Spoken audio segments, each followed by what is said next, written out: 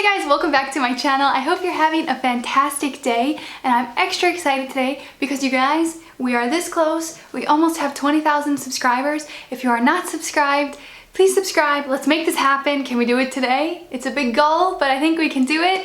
And thank you so much to everybody who is already subscribed. So many of you have been here for so long and you're so supportive, and I'm so grateful to have all of you here supporting me, and I just love you so much. So in today's video, I decided that I wanted to share with you guys my top minimalism life hacks. So there are so many little tips, little tricks that I have learned over the past few months, and I wanted to share some of my top hacks with you guys today. So we're just gonna get right into it. I have a lot, so I'm gonna list them off super fast. The first hack is to get samples. I don't know if you guys know this, but you can get samples from like almost every single cosmetic brand, like skincare, whatever. Everybody will give you samples. This sounds super obvious, but this is something that I did not know at all, and I was so surprised the first time I walked into like an Ulta or a Sephora and I asked for a sample of a foundation and they just gave it to me, and it was amazing. It was like,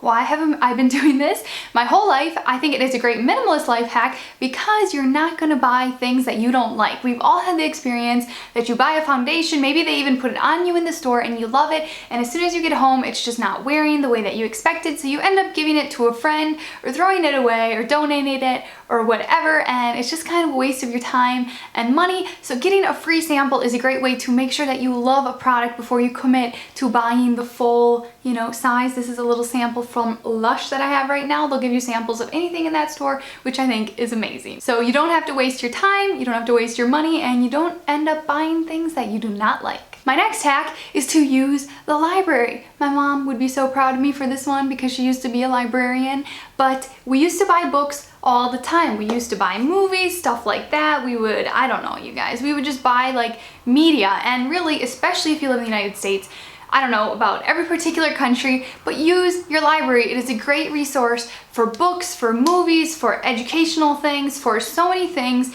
The library is a great place. There are so many free resources available, and they'll often print stuff for you for free. When I was living in the US, I would take stuff to the library that I needed to print out, and they would do it for free really often, even if they said they charge like 5 or 10 cents a page. If I needed 2 pages printed, they were happy to give it to me. So it is a great resource for audiobooks, movies, music, obviously. The main thing Matthias and I love to use the library for was to get documentaries and watch them, because we don't even pay for a Netflix subscription or something like that. So if you want to get some cool documentaries, check out your library, and the best thing is you can give them back, get them out of your life when you are done with them, and they don't sit around in your house cluttering up your life. Speaking of printing things out, my next hack is to go completely paperless. And I have moved so many times in the past year, and every single time Matthias and I would move, we would have to go buy a printer, ink, paper, blah blah blah, and then we'd move and we would literally like give the printer to Goodwill, and there are so many printers at Goodwill because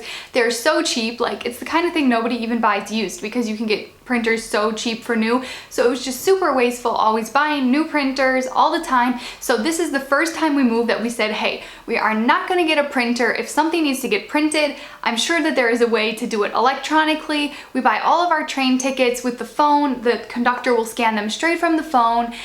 Airplane tickets, you don't have to print them at home anymore. You can use your phone. So basically almost everything can be done digitally. There is an app for it or something. So we do not even use a printer anymore. And if we really need to print something, you can go to a library or a print shop, but it is just such, like, I don't know, a relief not to have a printer at home, because printers are very expensive to buy paper and ink and all of that kind of stuff. They're big, they're bulky, they're not very, I don't know, cute in your house. So we are just super stoked to finally give up the printer and go completely paperless. This goes for our bills as well. We get all of our bills electronically into our emails, inboxes, and we pay everything electronic. So this is so much easier than getting bills in the mail, and yeah, it is just way better. My next minimalist life hack is, if you are married, to share certain toiletry items. So So this sounds kind of weird, but Matthias and I have actually been doing this for a very long time. So when it comes to shaving cream, body wash, face wash,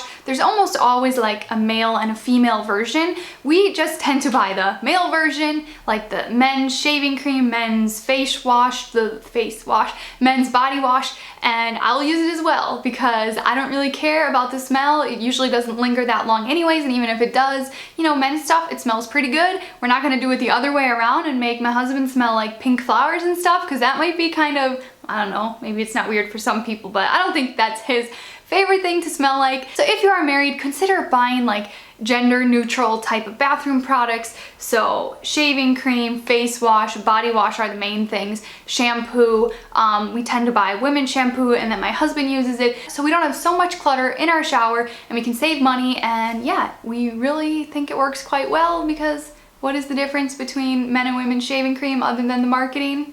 Not a whole big difference there. I do have to say though, I am thinking about switching over to like shampoo and body wash bars, especially the ones from Lush. Have you guys tried those out? I really want to try out the Lush shampoo bars and conditioner bars because I just love the idea that they are so small and compact. You don't have all the packaging, you can travel with them. Have you guys used them? Let me know in the comments down below if you have used them, and if you have not, should I just go buy some and do a little like first impression demo of the Lush shampoo bars? Let me know. The next hack is to buy clothes that are all the same type of color. So as you guys know, I'm sure you've seen my closet tours, I only wear neutral colored clothing at this point, and the reason why this makes your life so much easier is one, everything matches, everything is interchangeable. It's not like you have shirts or pants that can only be worn with certain colors. Literally everything is completely interchangeable, and that makes my life so much easier. Additionally, this makes doing laundry so much more time efficient because we can throw all of the darks together and we just pull out the whites. There is no colors. We don't have to pull out the reds. We don't have to separate it so much. We always do a load of darks, so we'll put the grays in with the blacks and the navies all in one wash, and then usually we just have a very small wash of whites that we do separately. So my white shirts, those are what we pull out, but it makes it very easy. And if you can even switch to all like one color, I think that would be even better. I'm definitely thinking about my wardrobe, how I can simplify it, because my husband, he wears only black t-shirts and I'm so jealous of him because he has it so good. It's so easy, and you can throw all of his black t-shirts in one wash, and like, yeah, quick and painless. Next hack is very similar, and this comes to your linens around the house. So your towels and your bed sheets and your pillowcases. My hack is to buy them all in white, because when everything is in white, you can throw everything in one wash and it is so easy. Again, you don't have to pull out pink towels and red towels and green towels and wash them all separately because you're scared of things bleeding on each other. When all of your towels are white, it is very easy to keep them all white and bright and they don't get faded and you have to buy new ones. And yeah, you can throw in your sheets with your towels and just everything's white. It's very easy, and it's also quite pretty, isn't it? It's quite cute as well. I like how it looks. Next hack is also something new that I recently discovered, and this is KonMari folding. And yeah, the reason that I started looking into this is because every single time we would move, we would have to buy so many hangers. You guys watched my last closet tour. I had all of my items hanging up so I could see everything, which is great. However, when we moved, we had to throw away, well, we didn't throw them away, we took them to Goodwill, probably, I don't know, 80 or something so hangers. It was so many hangers because I had every single one of my shirts hanging up, plus my husband, every single one of his shirts, and all the jackets and everything was hanging up, and it was so many hangers.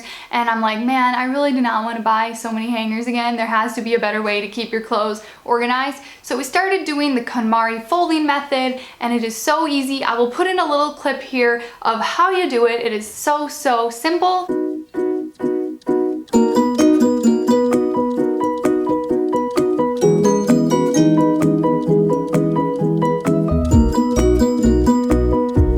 Benefit of this is that you don't have to buy hangers. You can fold everything and you can see exactly what you own, and nothing gets wrinkled this way. You can throw it in a suitcase, and I just find that this kind of folding method travels really nicely. It looks great in your closet, and I just love that I don't have to buy so many hangers. If you're trying to keep your closet to a minimum, a great trick is every time you have a special event, a lot of people tend to go out and buy a special dress for a special event, but what I usually do is borrow something from a family member. So when I was in Florida, I was going in my mom's closet, in my sister's closet to like get an outfit if I needed something for, I don't know, a picture or a video or there's a special occasion. Instead of going out and buying something, I had so many family members that had plenty of clothes that I could borrow and I would give it back and I could save money and I don't have to keep something with me that I don't really use often. I did this recently, like last week when I went to a gala dinner. I borrowed a dress from my sister-in-law and it worked so great. I'm like, I need to do this more. Every time there is a special occasion,